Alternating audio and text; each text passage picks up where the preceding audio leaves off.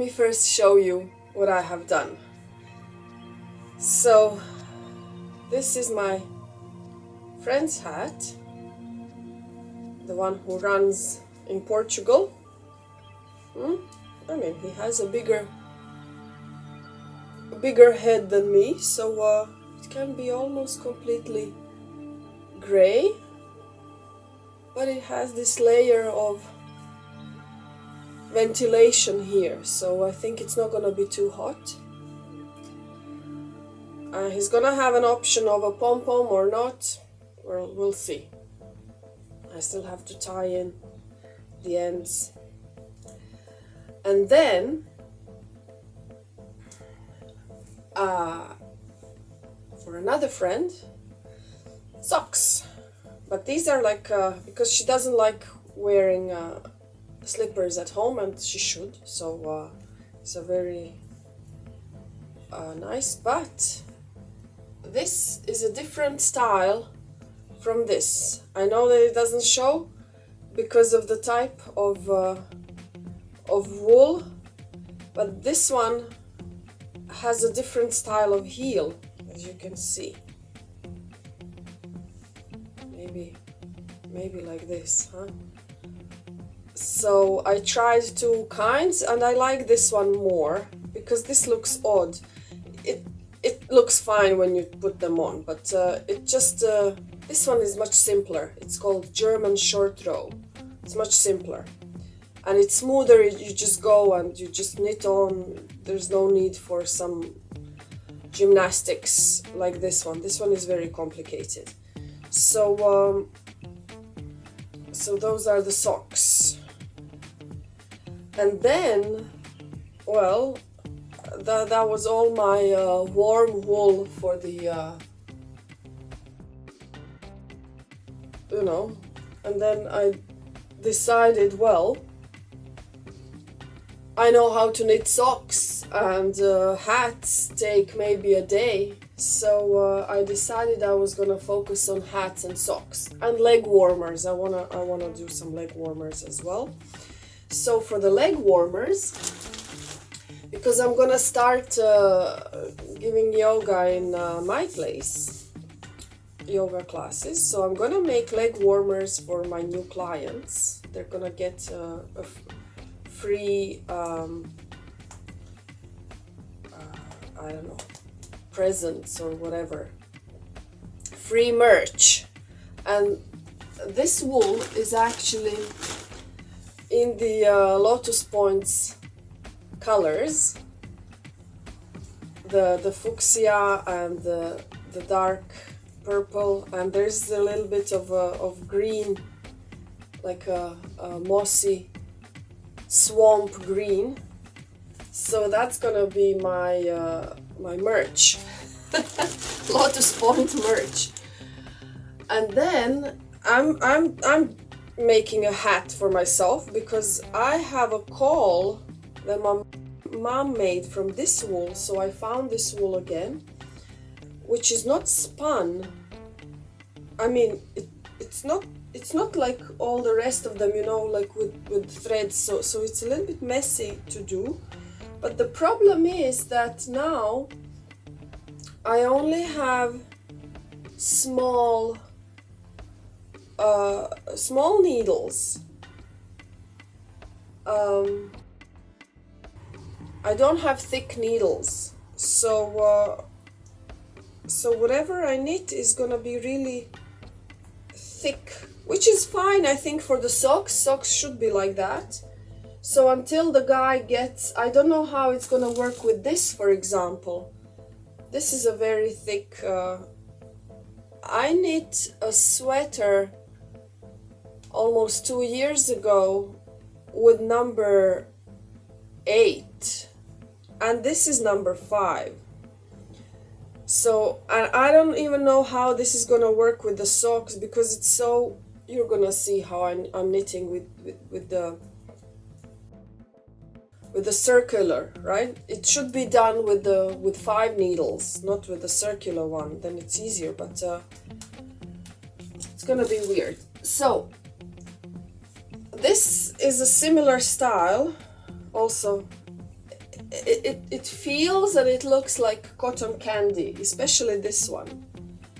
It has this kind of a fluffy feel. I don't know if you can see this fluffy feel of the wool, of the yarn. Okay, I don't know what this is gonna be. Perhaps some leg warmers, and then I'm gonna make some socks from these and from this combination, I think. Not sure if I'm gonna be able to do 2 pairs, but I'm gonna make 1 pair of socks, and if I like it, if I have some wool left, I'm gonna go and buy some more. I think this is a nice combination. There's like a beige, a blue, and one with the blue and beige together, so it should be nice. And then a bunch of these as well. This, I have a sweater also from this one, and I liked a lot the texture, so I still don't know what I'm gonna make. It's like red and purple together. All right, so the cats are outside. Lupe was just here recently. I don't know where she is. Maybe they're gonna come back. If they don't come back, I'm gonna show them somewhere in the middle and even at the end, as usual. Okay. This is now a little bit frustrating because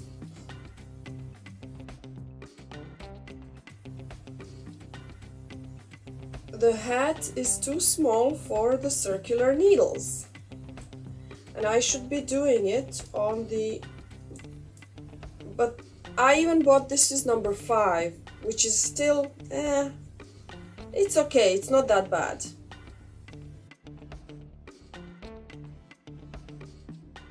So what I need to do now, every time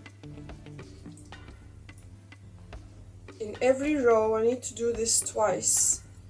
So I find a place somewhere in the middle, and I get the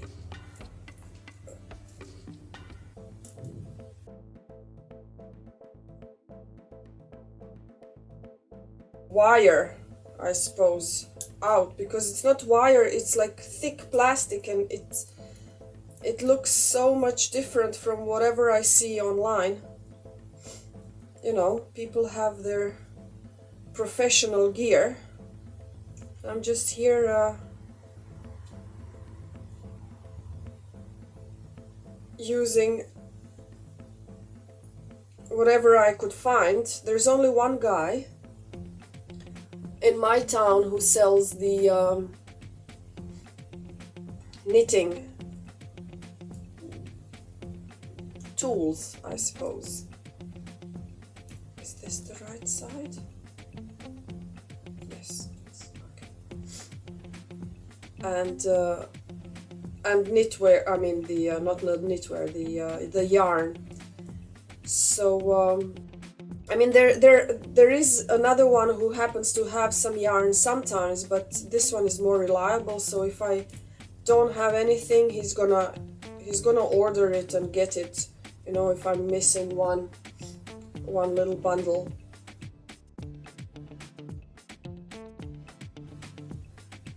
So he's got more variety, so I always go there. I mean, like twice a year I get my stash, and then I'm done. Okay. Yeah, last time I was there was before the pandemic, or actually as soon as they closed the shops, I went there to get you know, the stash, because I didn't know what was gonna happen, and I still have the things that I bought then. I still have them. I still didn't knit. I still didn't use up all the things, but they are just thin ones. They're more for summer. So this is now the winter gear. Yeah.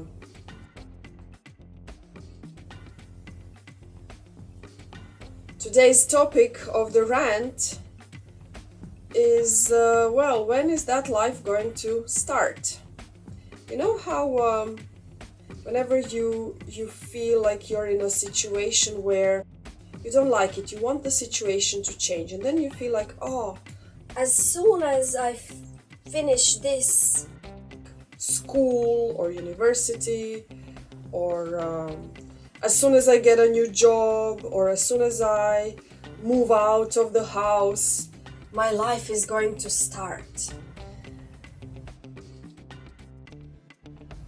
I used to think like that in my 20s.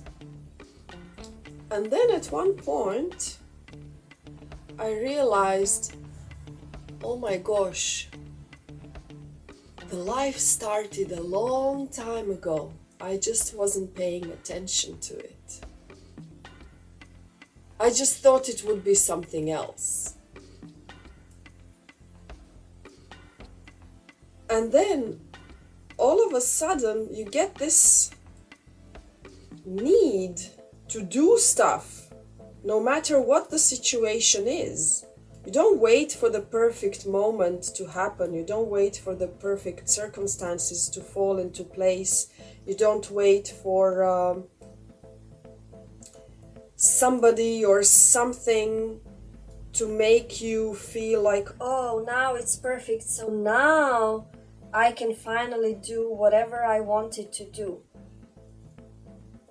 And this moment will never happen. Never. It will never be perfect. It might be perfect for a half a day.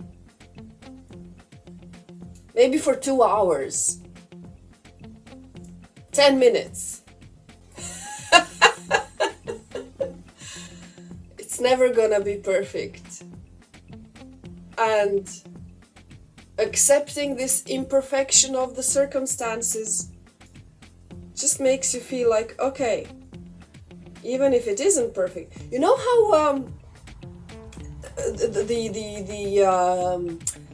the self-help gurus have this question: what would you do if you had all the money in the world, if you had all the time in the world? What would you do? That question is a little bit dangerous, because it makes you feel like, oh, I have to wait for this moment when I don't have any obstacles. I know that the point of that is to get rid of all the mental obstacles and think, okay, so I like knitting, so I would do knitting all the time, for example, right? So start knitting now. Don't wait for the circumstances to, for all the pieces to fall into place, for all the planets to align, or stars to, I don't know, do what.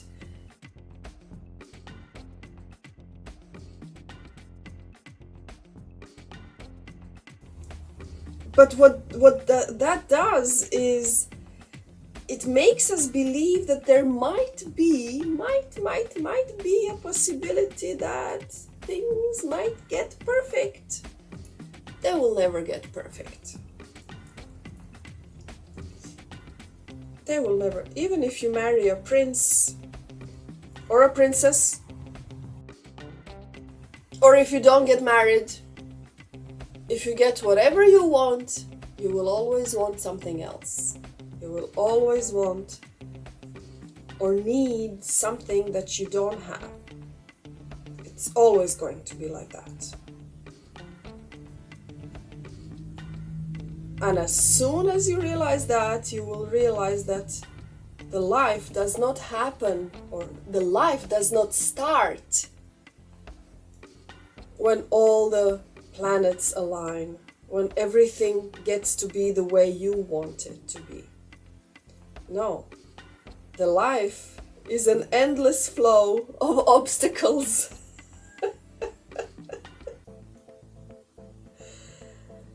An endless obstacle course. Endless CrossFit. where you have to come up with solutions and ways of managing yourself and your interests and your relationships among these obstacles. Don't wait for the life to start. The life started once your parents gave you your name. When you first said, "Ah!" That's when the life started. And the longer you wait for the life to start, the less you have the life to live.